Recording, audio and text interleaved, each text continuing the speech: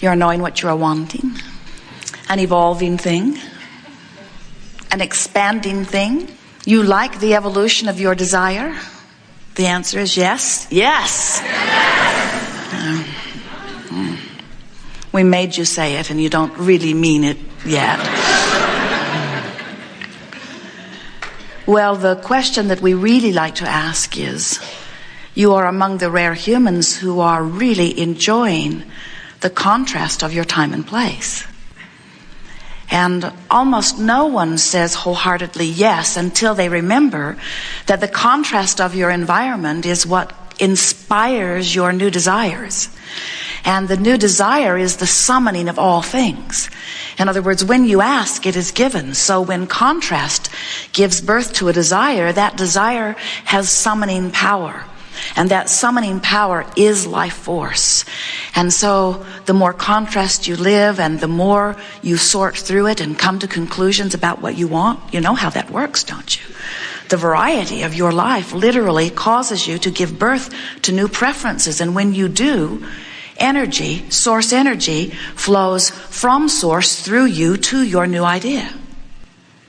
You know that you are source energy in a physical body.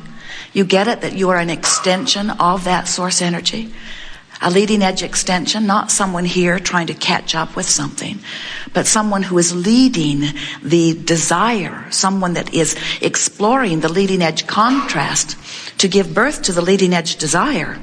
And when you do that, something very meaningful happens that most of our physical friends are not really aware of. The meaningful thing that happens when you give birth to a new desire is that the non-physical part of you becomes the vibrational equivalent of that new desire. It's a magnificent cycle. Do you know that the source energy part of you is eternal and that it remains non-physical even when you are physical? So a part of that which you are as non-physical energy expresses itself into this physical body. And as that part of you is now here, your ego, your me, your personality, as that part of you is exploring this environment, you cannot help but notice what you don't want, which helps you to identify what you do want. And when that happens, that non-physical energy that flowed from source to you as you were in this physical body now flows to this new idea. So what's happening constantly is a vibrational escrow is amassing on your behalf. A vibrational escrow that you began the creation of even before you came into this body, and you are continuing the creation of even now that you are in this body. So when we write a book and we call it the best title that has ever been given to any book, because it is so descriptive of how it all works, ask and it is given. And what that means is when your life causes you to ask for something, the source energy part of you becomes it. In other words, a better title for the next book even would be, it will be a very long title. I am source energy. I come forth into a physical body. My environment causes me to give birth to a new desire. Too long? My environment causes me to give birth to a new desire. And when that new desire is born, the non-physical part of me becomes one with that new desire. In other words, not only when you ask is it given, but when you ask, the non-physical part of you becomes that which you are asking for. And that source energy part of you then calls you toward it. The call of source is all about that. In other words, talk about a current, talk about an energy stream, talk about inspiration, talk about an impulse, talk about a stream that is flowing so magnificently that it takes quite a bit of effort to not go in the direction of it. It's a powerful stream. So when you go with the flow of that stream, we call that allowing yourself to stay up to speed with what life has caused all of you to become. And when you don't go with the flow of that stream, we call that resistance. And that resistance is something that you learn along your physical trail. It's hard work to be in that state of resistance. Can you imagine taking your canoe down to the river's edge? You've got your oars already very securely attached to the edge of your canoe, and you put your boat in the water and you deliberately turn it upstream. And then you begin paddling against the current. And we say, why not turn your boat in the direction of the current and just go with the flow? And our human friends say, Well, that just seems lazy. And if we press them, they'll get even more defensive about it. They'll say not only that, but anyone who's worth anything is paddling upstream. It's just what we do. It's what my mother did. It's what her mother did. It's what my family does. It's what we do. We paddle upstream. This is the way that we acknowledge our accomplishment. It's the way we become virtuous. And we say, but how long can you keep that up? And you say, I'm willing to find out. Because all of the trophies and all of the monuments are given to those who work very hard as they paddle against the current. Because anyone can just let go and go with the flow. Where's the virtue in that? Where's the accomplishment in that? Why would you get a reward for doing something that is so easy? Something that anybody could do? And we say, because it's the way the universe has been set up. Because it's the promise of your future. Because, and here's the big reason, because nothing that you want is upstream.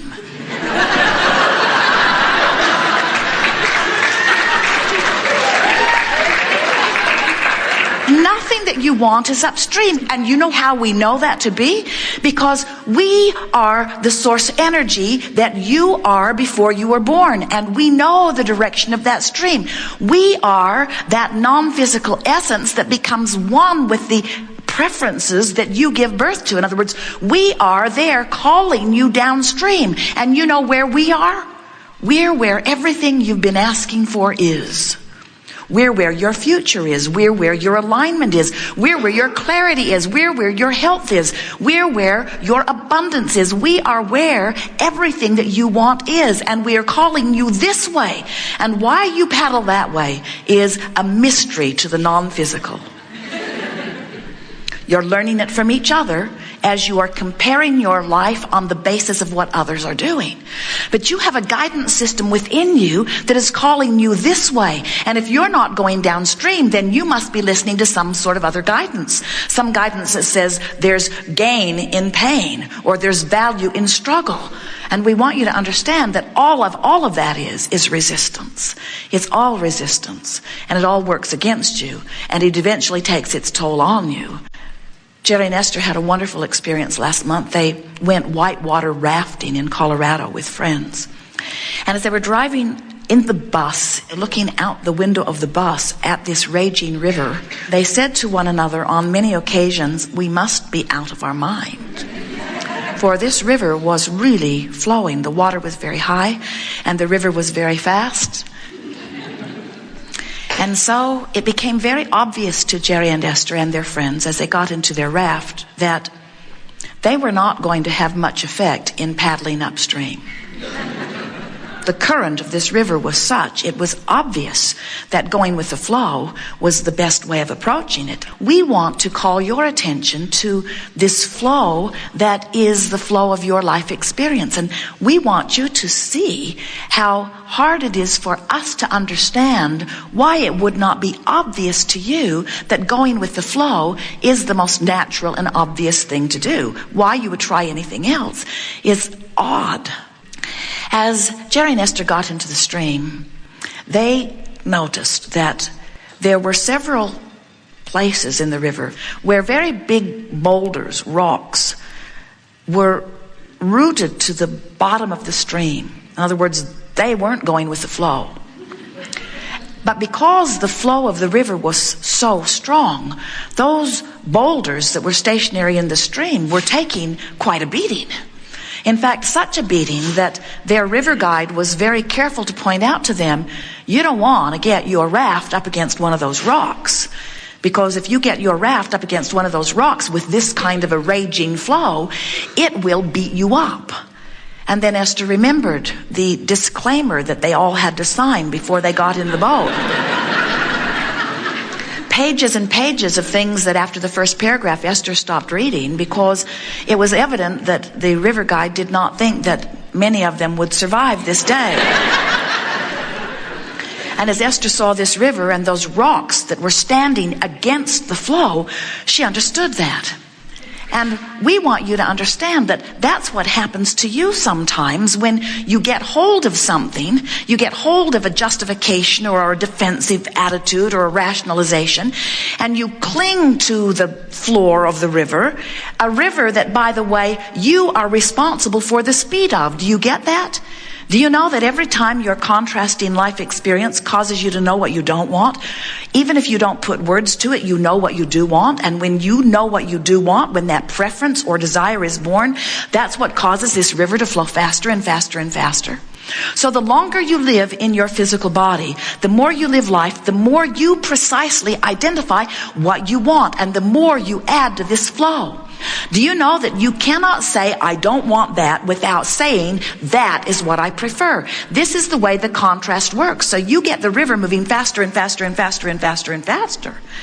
But if you're pointed in opposition, then the river is beating up on you. And anytime you are pointed in opposition, that's what negative emotion is. In the moment that you let go of the defensive or justifying or rationalizing thought, in the moment that you release it, you stop paddling upstream. And do you know what happens when you stop paddling upstream?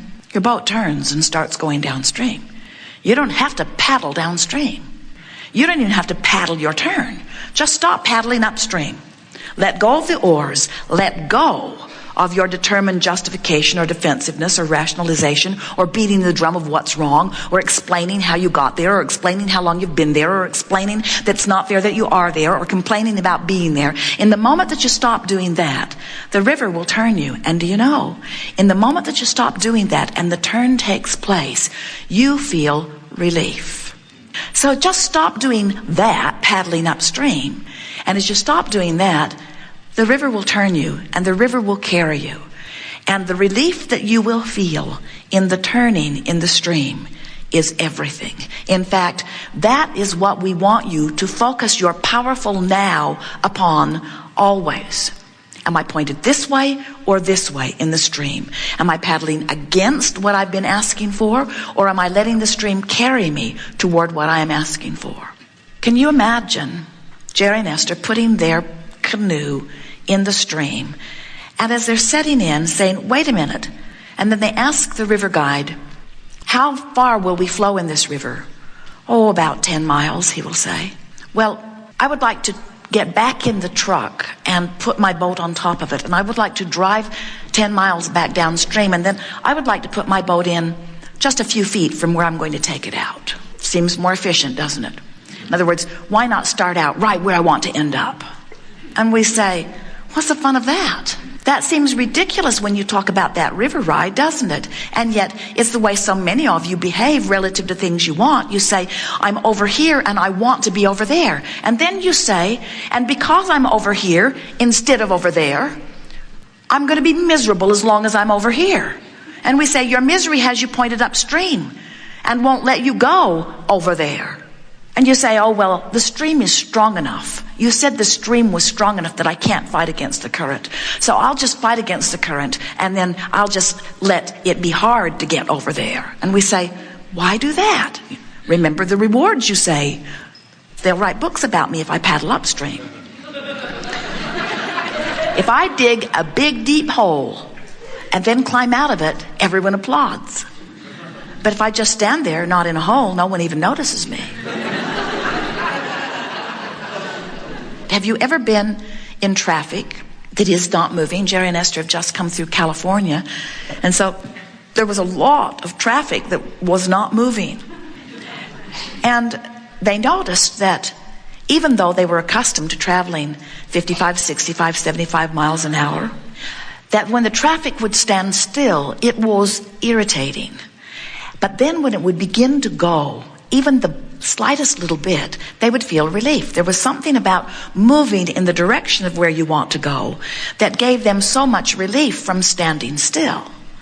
And so we want you to understand that if you will begin to relax and not fight against the current by talking about what's wrong, by complaining about what's wrong, by pointing out that you're not where you want to be, by taking score of where you are, if you'll stop doing that, if you'll try to be just the slightest bit more hopeful or optimistic, or at least not complaining, that you will stop that resistance and the stream will turn you and you will feel relief.